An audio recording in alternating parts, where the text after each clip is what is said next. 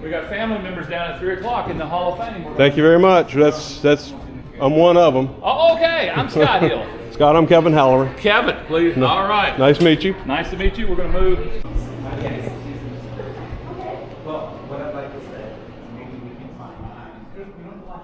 West Virginia Hall of Fame.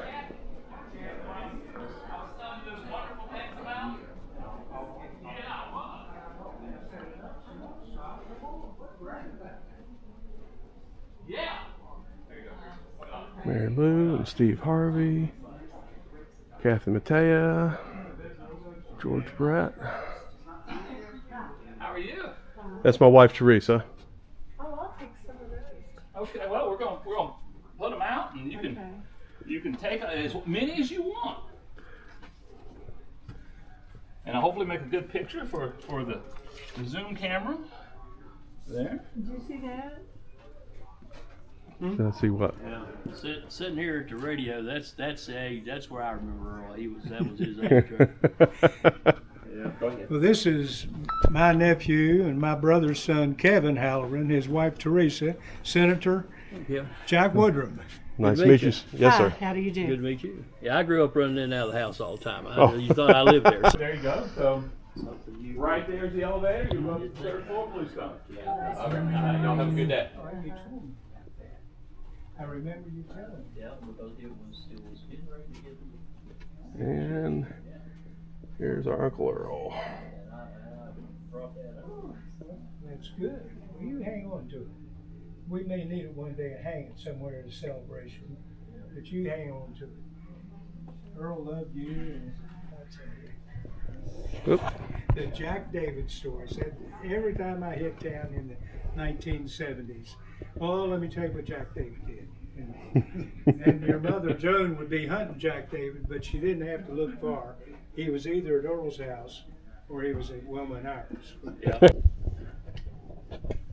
You're gonna record that. I was going to sort of run that Earl's bio a little bit, just give the Oh, I'm going to record it. short Yeah. version of it. I didn't know who was going to be here, but Well, I know there's plenty of family that want to see this that aren't able to be here. okay. Well, I'll just do because we both all probably got some stories to tell, but at the same time, I'd like to talk about that history. Just No, that's fine. No, I mean, a couple of his grandkids can't be here, so I mean, we'll see them in a couple of weeks. But Well, I'm gonna get. I'll do it all regardless of who's here. I'm gonna record this here. So. Okay. You can film it while it's going on. All right. We'll start off with what your name is and how you spell it. My name is Tim Halloran, Halloran. And we're here today. Earl Thomas Halloran, who is my uncle, has been nominated and is going to be inducted into the West Virginia Hall of Fame here at Pipestem Park. And so, how special is this day for you at seeing your uncle get inducted? Well, it's a wonderful time. Earl was a great force in our family. Everybody in the family talked and had stories about Uncle Earl. He was the first registered pilot in the state of West Virginia. He was an automobile dealer, a businessman, owned a bus company in Hinton, West Virginia during World War II because everything was rationed at the time and people needed a way to get around and get to work, and Earl started a bus company. It was called the Victory Bus Lines. And Earl was a pilot in World War I, and he had already flown an airplane in Hinton, West Virginia before he got into the Army. And they had the Signal Corps, which were the only people that had airplanes back in World War I. So he went to Ridgefield in Texas, Waco, Texas, and turned out he soloed in their airplane in 4 hours. And they said, hey, we need you to stay here and be an instructor and teach other people how to fly. And so he did, and he stayed stateside the whole time of the war. But he met a lot of important people when he was in the military.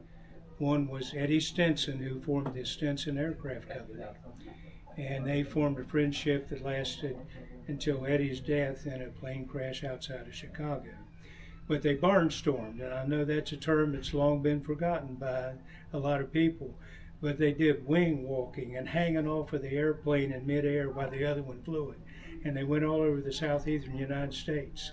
So it's a story that we're proud that the Pipestem Foundation accepted his nomination, and today we're here to honor him today. And since he's your uncle, is there one memory that stands out to you that about your uncle with your time together? Well, when I think about my Uncle Earl, he's a man's man. He had so many facets to his life, from flying airplanes, racing cars, owning car dealership. You can't really put your finger on one thing that you were impressed with your uncle about. He did so many things. Okay. And that's all the questions I have. Is there anything else that you'd like to add or say?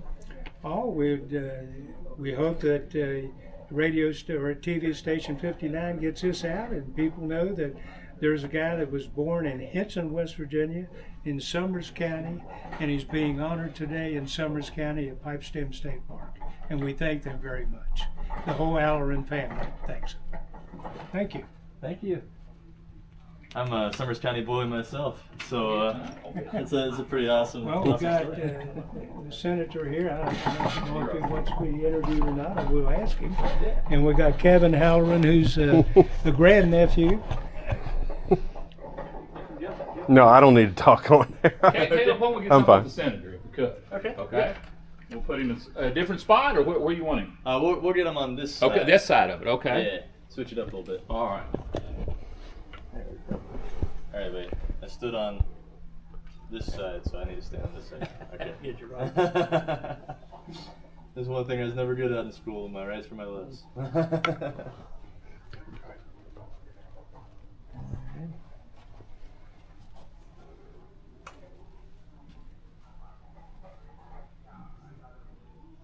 Good deal. How we doing today? All right. Good. And we will begin. I'll have you hold it. It's a little further away. I'll have you hold it. Let's see here. Yeah, that's perfect. All right. Say and spell your name. Jack, J-A-C-K, Woodrum, W-O-O-D-R-U-M, Senator with the 10th Senatorial District. Okay, I'm glad you made it. And so, what brings you here today? I'm here to honor somebody sort of like a grandfather to me. I grew up next door to him, running in and out of the house as a child, and him and his wife Grace. They're just family to me. And what are some of the what are some of the memories that you have with the Halloran family throughout your lifetime? Well, like I said, I just run in and out of the house. Earl was older in life at the time.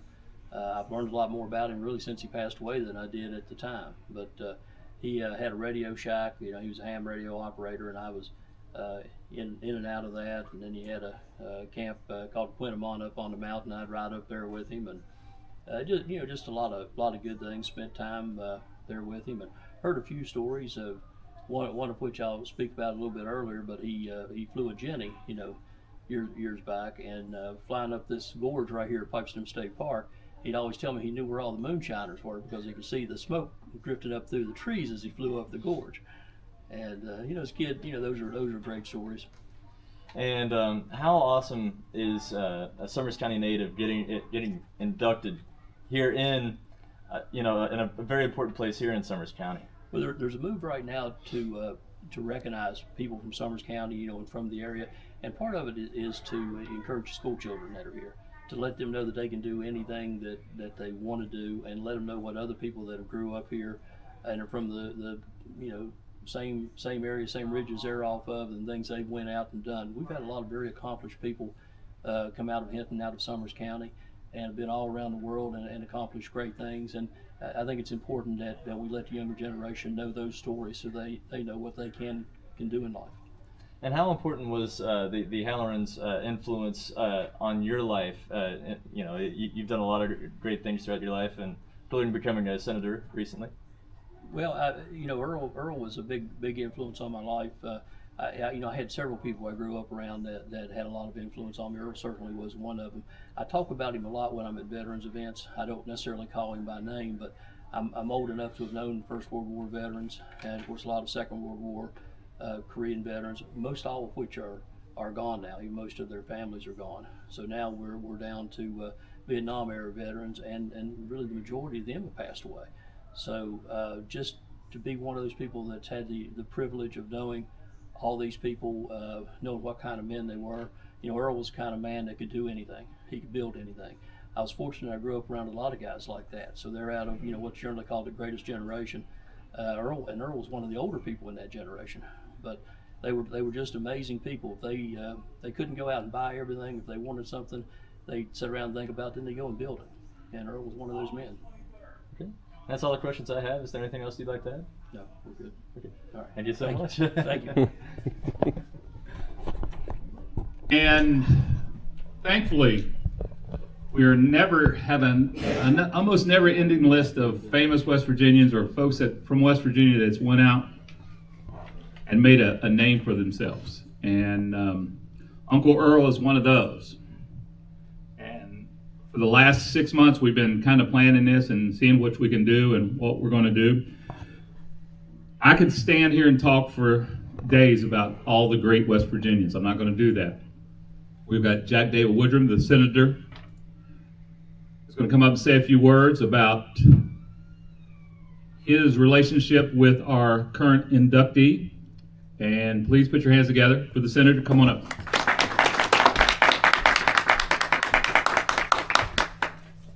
Yes, sir. Yes, sir. I appreciate this opportunity to be here. Earl meant a lot to people that knew him. Unfortunately, there's not as many of us around as there used to be.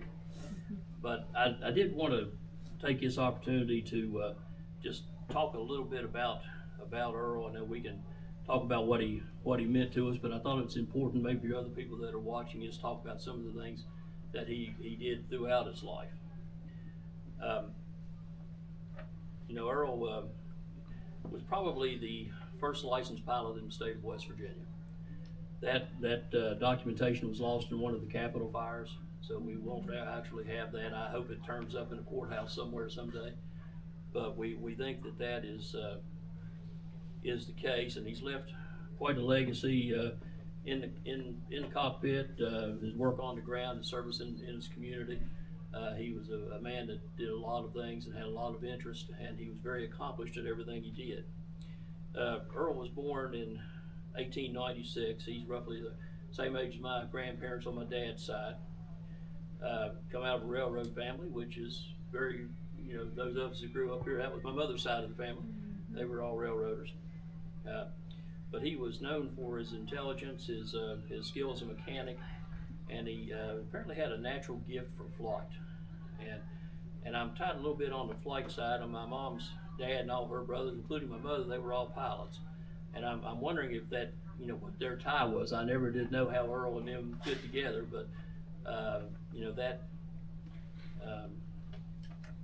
you know, sort of interesting. I may have to see if I can figure that out, although about everybody's gone. When we went along, you know, the World War I come along, he was a WVU, and he went into the military. He was commissioned as a first lieutenant in March of 1918. Ended up at Waco, Texas, in training, and after 4.5 hours of flight training, he soloed in a Jenny. So, to me, that's pretty remarkable. 4.5 hours, and you're up flying it on your own. Speed reading. Yeah, so that was interesting.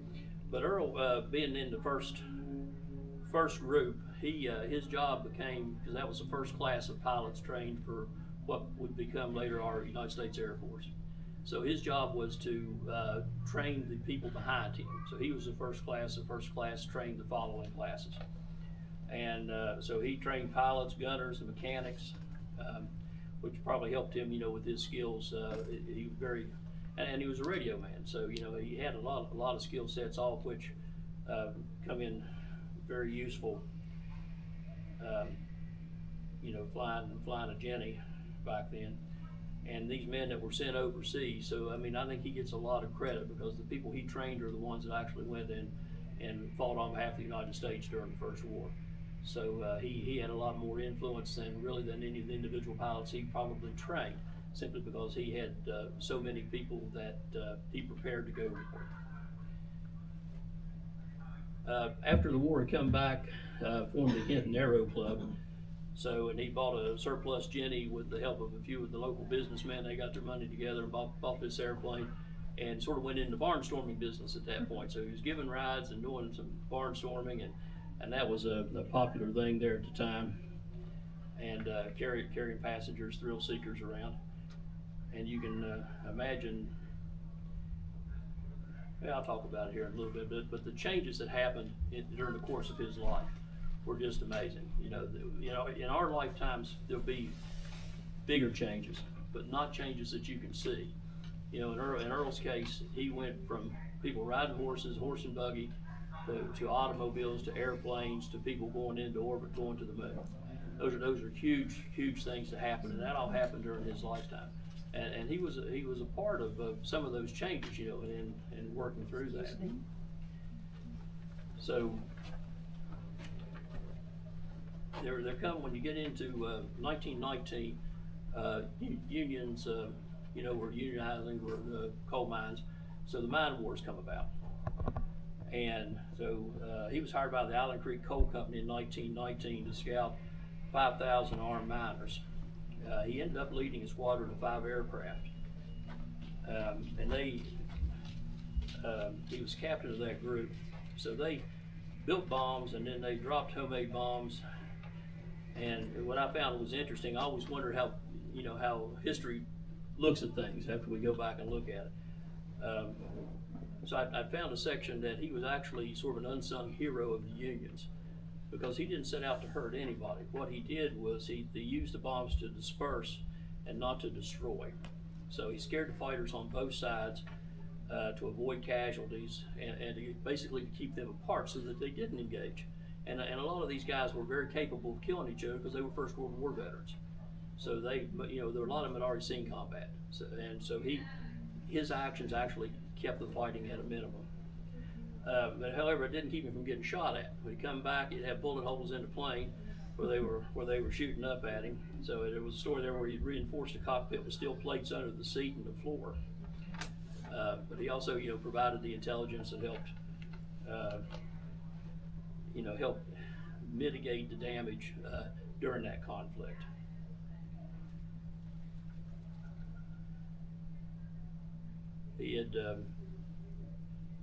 He'd had several crashes along the way. Those familiar with Hinton may know where Sunset Hill is. That was the one I was aware of growing up, was up on Sunset. I think the crash in Logan was the one that finally totaled out the plane. But oddly enough, after that plane was destroyed, the extra parts and things they had around had an engine, propellers, things like that. So some of those guys got an idea of taking a bateau boat and turning it into an airboat. So they mounted it on the back of a bateau boat and created the first airboat to go up New River. So that was a fast, because it was about a 30-foot long boat, maybe with a motor on the back, with no safety gear. So if the propeller come off or something come unscrewed, somebody was going to get killed. But they run that up to Bull Falls, was the maiden voyage going up, running those old steamboat chutes going up there. So there were a lot of things there. He come back, later on he got into automobile dealership, the Oldsmobile down in Avis. Those of us that grew up here, that was the business he had started. Hinton's first cable TV company, he was a founder of that. And he had, like I said, a lot of interest, and he was in a number of businesses here. And as I said, he is thought to be West Virginia's first pilot. And then the barnstorming, his work up on Blair Mountain, which is a very unique piece of West Virginia history, a unique piece of our national history, was to me, makes him very worthy of being here. And I think of some of the stories. We're just going to talk about some of them, but one of them, as a kid, you remember a lot of things. So I grew up running in and out of his Radio Shack, listening to him talk to people in Australia and different things like that, which was quite an interesting experience. Still quite understand how far away that is as a little kid, but it's a long ways off. But some of the stories I remember, one was he was talking about flying a plane up this gorge right here beside us. And he said he always knew where they were making moonshine at because he could see the smoke coming up through the trees. And then I'm thinking right down below the park here was probably one of the stills he was looking at. It's on the park property. But there's things like that. And there was another story. He had some company there at the house. Could have been y'all for all I know. But he come up the river and he had a mannequin with a parachute. And he threw the mannequin out of the plane as he went up the river by his house, and it come floating down into the river. And they thought, and he had the engine sputtering as he come up, and they thought he had bailed out of the plane and went into a flooded river. And so just playing a little joke here. But remember a lot of things like that. And as a kid growing up, he rolled his own cigarettes. He had that little cigarette machine down there to roll cigarettes. So I was 5 years old down there learning how to roll cigarettes, And I may have got all the way to, wasn't going to tell it up here, but he had decided, and ones that know him remember that laugh he had, but he'd sit there and be sitting at the table in the afternoon drinking a beer, and I'd want to drink beer with him, and he'd put a little splash of beer in a cup and then fill it up with 7-Up so I could sit there and drink beer with him. And Grace's wife would fuss at him about doing that, and he would, it's sort of we got to try it sometime or something like that. And my neighbor on the other side was Ira Webb. When I turned 7, he gave me my first cigar. So my poor mother probably had a hard way to go between those two neighbors. But I look back over his life, and I've thought about it with my grandparents and other people that I've met, that I've worked with, telling me stories. But you go back, they started out people riding horses, buggies. I mean, I worked with ministers in my career that would leave one day to ride out leave Hinton to go out on El Knob, spend a whole day traveling, to go out there to have church on Sunday, spend the day there at church, spend the night again, and then travel back on Monday. So it was a 3-day trip to have Sunday services. And that was common here. But we went from that to automobiles, which he'd become very proficient in, to aircraft, and he was at the beginning of that, and then how our military used that, to spacecraft. And so these huge changes that he witnessed during his lifetime are always very, very striking to me. That one of the people that was right in the middle of all that was right here in Hinton, West Virginia. And I will.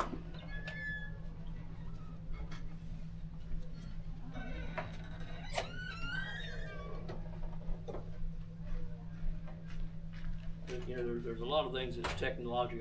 If we had more kids here, I was going to talk a little bit about what the future looks like in technology with AI and how fast things are going to change. Because right now, everything doubles. Knowledge doubles in 6 to 12 months.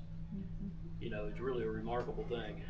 But our students today, when we look ahead, we try to encourage them, which is what I think that this wall is really important for, is to show people what people that grew up here and did here, what they can accomplish. And that's, to me, with Earl, and with other people that come out of our community. I walked down this hall, I either knew of them or a couple of them I knew, and or still know. And what they've accomplished in their lifetime has been really incredible. But I will say that some of them are going to be the next Earl Halloran. And as change comes, they're going to be guided by the technologies of tomorrow, just like Earl was guided by the technologies that are now of the past. And Earl didn't just witness history, he helped to shape it. And he used the tools of his time to serve, to innovate, and to uplift his community.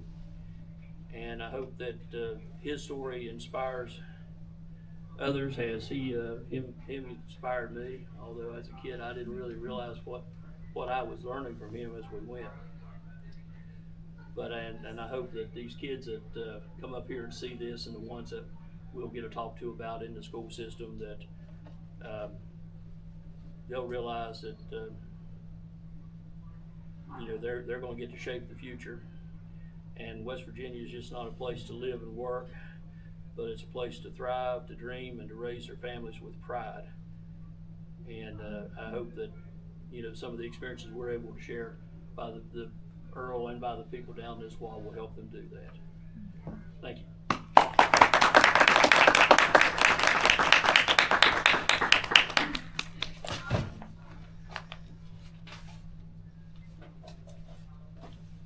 Thank you, Senator. Thank you, sir. Thank you, Senator. Really appreciate that. Now, Tim's going to come up next, and as of this has been one of my more exciting things today. We're going to bring Tim out of Charleston, and so Tim Halloran's going to come up and tell you. I'm not going to take any of his words from him. Come on up, Tim. Come on up. Thank you. Thank you, sir.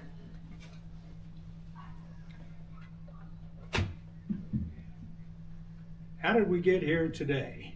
Well, first of all, I want to thank the foundation for accepting the nomination for Earl Thomas Halloran to be a member of the Hall of Fame of West Virginia at Pipestem State Park. And also Scott was a major help in this, and I contacted him and he contacted me, and we talked a lot.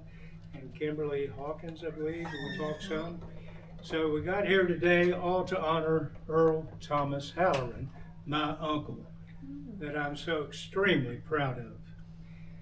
But other than the two people, or one person that's obvious about this meeting today, is Earl Halloran, we wouldn't be in this hallway today with pictures and any information if it wasn't for this book that was put together by my brother, Dan Halloran. Now, how did that happen? We all have stories in our family about Earl Halloran. There wasn't a family gathering anywhere in our family in Charleston, Beckley, Hinton, that we didn't talk about Earl and share stories about Earl. Down there on the wall, when you first come in this corridor, about the fifth photograph in on the right is John McBride, who's on the wall. John McBride graduated from Beckley High School with our cousin, Philip Halloran, who was a surgeon in Texas. He moved to Texas. Well, he and John McBride were big friends, and so they got to talking, and Philip mentioned to John, because John was an astronaut, a pilot and everything, about his Uncle Earl, and they called my brother Dan and said, Dan, there's a story about Earl that has to be told, and we've nominated you to do it. So Dan Halloran and June Halloran went to Logan, to the old records and in the archives, to the city of down at the archives and history at Huntington or Charleston, and went all over the place putting this book together. And I'll tell you, it is a fascinating read, and there's one here that'll be left at the park.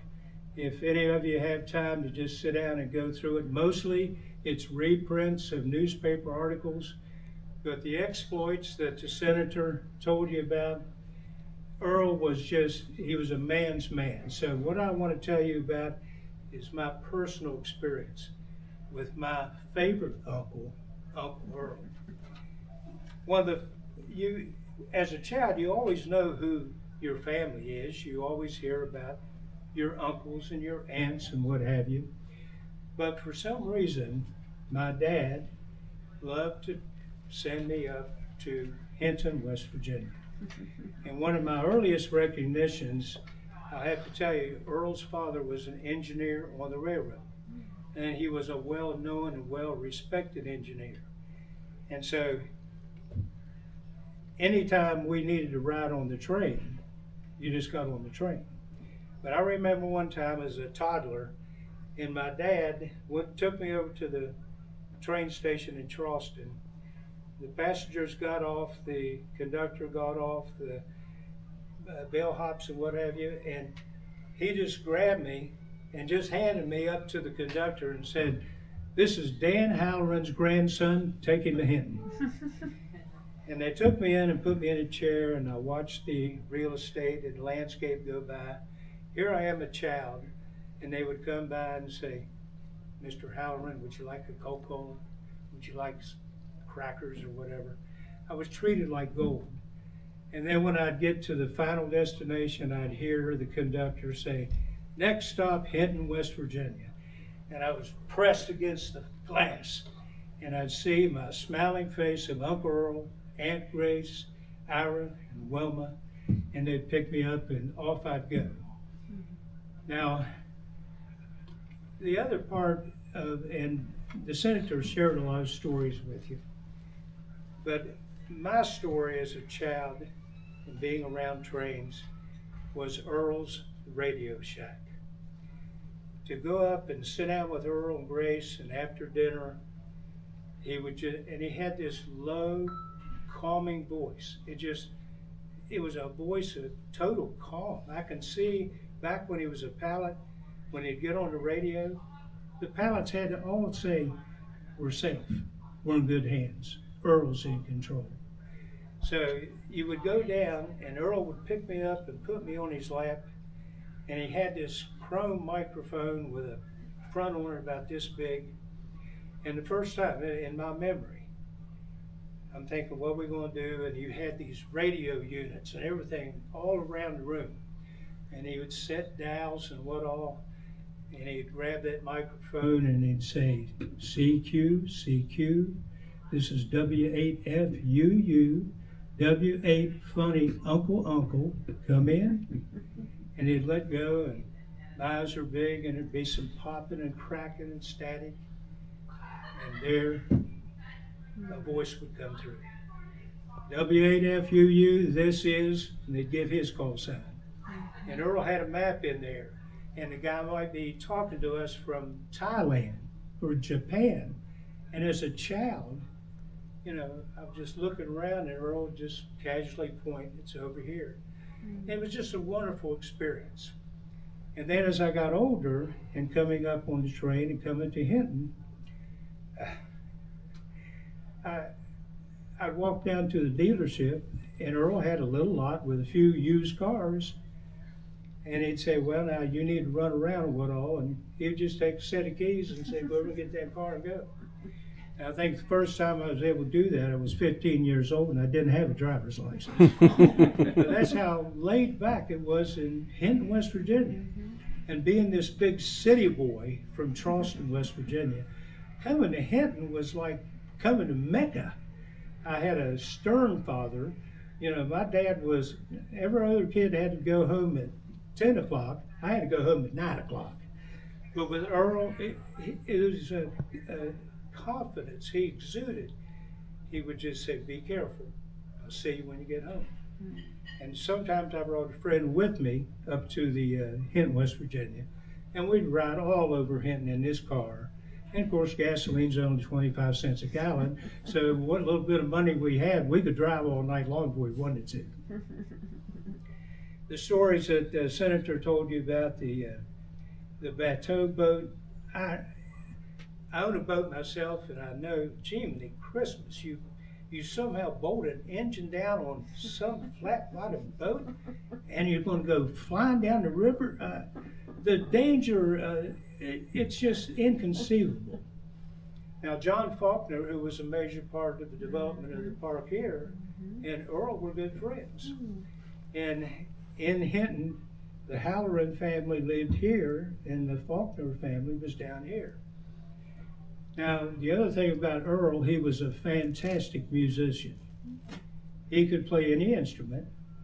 And when I came to visit, he had the most fantastic instrument in the world called a xylophone. And I would drive them nuts. I'd be in the den playing the xylophone when they were trying to go to bed, so they could work in the morning.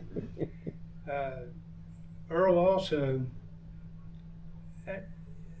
the mind he had, the engineering mind, I really believe he could have accomplished anything.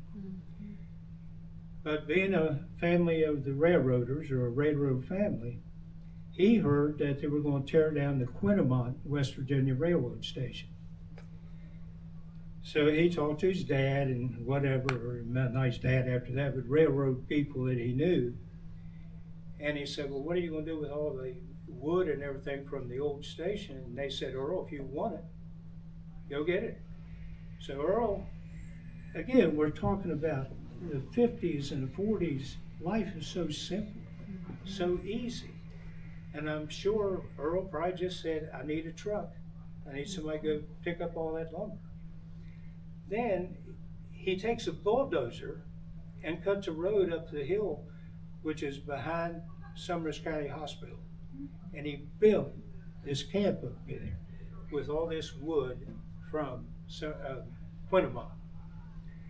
So one day I'm up visiting Uncle Earl, and he says, come on, and we jump in this old Willie's Wagoneer, and we go up this snake trail, which is nothing but switchbacks.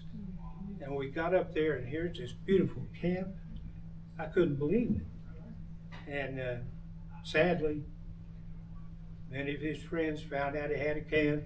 They wanted to go party for a weekend, and he allowed them to go up on top of the mountain and use the camp, and they burned it down.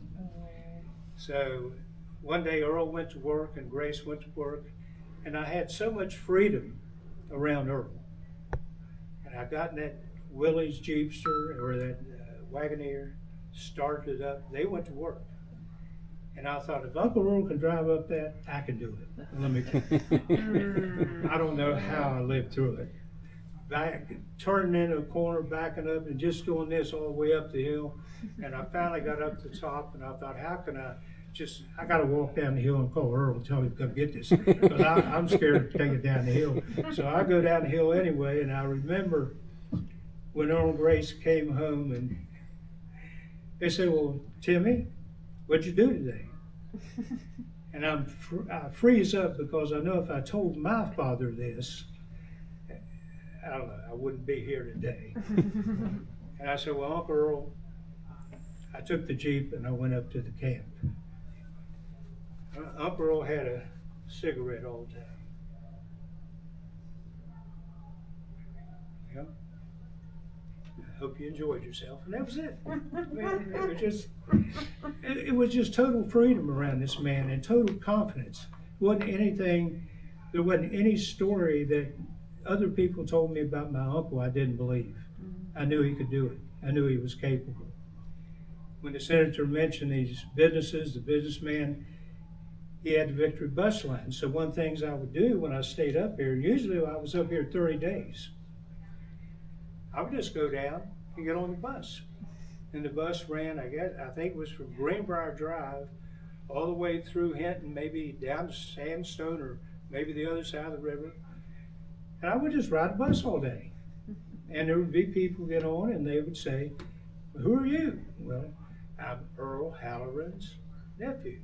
And I'd hear all these tales. Oh, we know Earl. Yeah, Earl this, and Earl and my cousin did this. I mean, it's absolutely fascinating.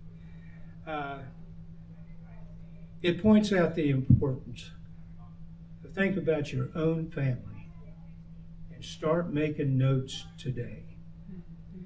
My brother, countless hours putting this together, and it's a treasure. And the senator quoted some of the stories written by Mr. Faulkner. And there's one story in here about Earl, and I can see it in my mind's eye. It was from a Mrs. Spencer, sent my brother a letter. And she talked about she had been nominated for an award at her school, and she was going to have to go make a speech. And she was scared to get in front of the microphone. And Earl just, come on up to the house. And she writes about how she went in the house, went down in Earl's Radio Shack, and he just calmed her down, and she started speaking, and it didn't intimidate her when she got up on stage to go speak to the people at the function they had. I talked to Earl, it was somewhere around 1972 when I was traveling the state, and I stopped to see him, and he started relating the stories the senator told you about, his exploits with the surveillance of the mine wars. And I talked with him, but how in the world, Earl being born in the 1800s, the Wright brothers flew an airplane in 1903 when Earl's 6 years old. So how did he get all this information? I mean, there weren't Radio Shacks or NAPA stores or auto works. How did he get all these ideas? Well, he told me that his father having the reputation on the railroad, his father would ask all the porters and the conductors to save any magazines that they found on the train that the passengers would leave. And he'd bring them all back to Earl. Earl's father pulled coal trains, not passenger trains. So he was well known by both sides. All the engineers, they have a fraternal organization, the Fraternal Order of Locomotive Engineers. And that's where Earl got a lot of his engineering ability. And I'm just proud to have him as my uncle. He's my uncle. Don't anybody else claim him. He's my uncle. But I thank Pipestem today and all the people involved. My brother for putting this book together. And Earl, I love you. You meant a lot to me in my life. And thank everybody for everything you've done. Appreciate it. Thank you.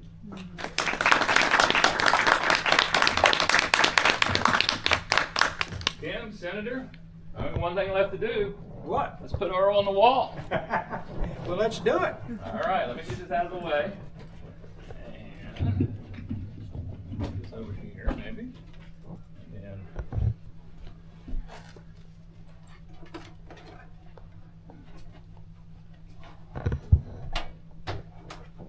all right. Come on, you two, don't drop him. Put one on you on one side and one on the other. And let me get this out of the way. He goes up on the nail. Okay. All right.